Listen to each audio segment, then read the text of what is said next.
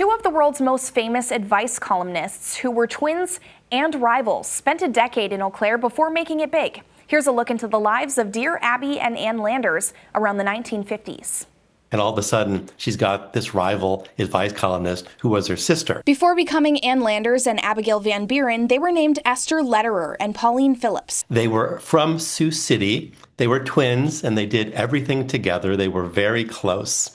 And they moved to Eau Claire because their husbands both worked for the National Presto Appliance Company.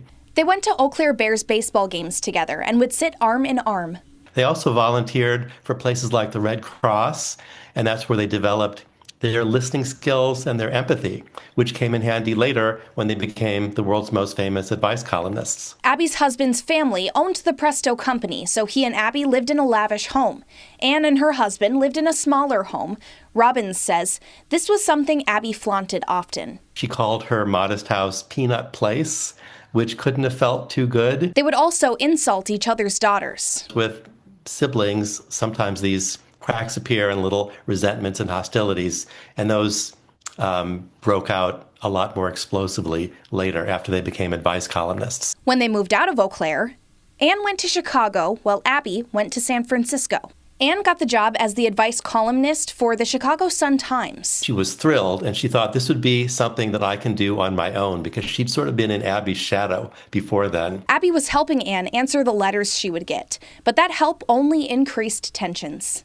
And after 3 months, Abby was enjoying this so much that she applied to be the advice columnist for the San Francisco Chronicle.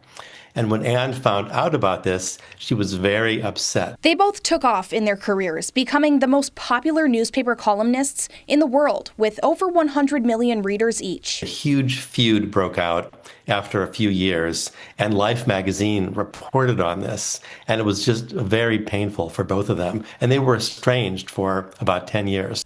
Eventually, the two reconnected at a correspondence event, but they never completely got over their hostility. One relationship that never went sour for the twins was their relationship with Eau Claire. They loved their time in Eau Claire, and Abby later said, we had a sweetheart of a time in that small Wisconsin town. And she said she savored her time there with loving and nostalgic recollections. In Eau Claire, I'm Nicole Ashley.